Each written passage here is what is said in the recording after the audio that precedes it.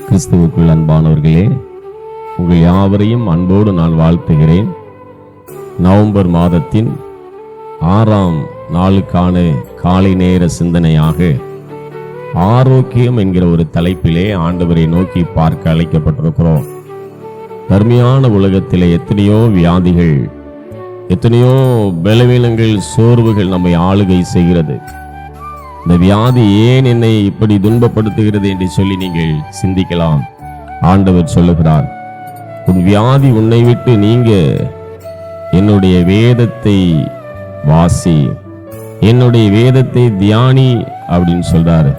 இந்த வேதத்தை வாசிக்கும் போது, தியானிக்கும் போது நம்முடைய சரீரத்தில் உள்ள வியாதி கூட குணமாகி நல்ல ஒரு ஆரோக்கியத்தை கொடுக்க ஆண்டவர் வல்லமை உள்ளவராக இருக்கிறார். நீதிமொழிகள் 4ஆம் அதிகாரம் 20, 21, 22 வசனங்களை வாசிக்கும் போது அழகாக எழுதப்பட்டிருக்கிறது. என் மகனே, என் வார்த்தைகளை கவனி, என் வசனங்களுக்கு உன் செவியை சாய், அவைகள் உன் கண்களை விட்டு பிரியாதிருப்பதாக, அவைகளை உன் இருதயத்துக்குள்ளே காத்துக்கொள், அவைகளை கண்டுபிடிக்கிறவர்களுக்கு அவைகள் ஜீவனும் அவர்கள் உடலுக்கெல்லாம் ஆரோக்கியம் என்று எழுதியிருக்கிறது.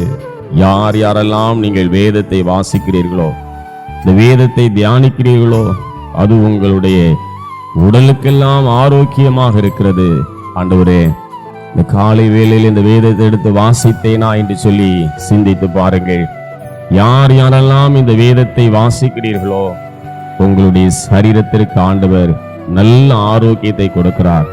ஒரு நாளைக்கு நீங்கள் ஒரு 10 அதிகாரத்தை வாசியுங்கள்.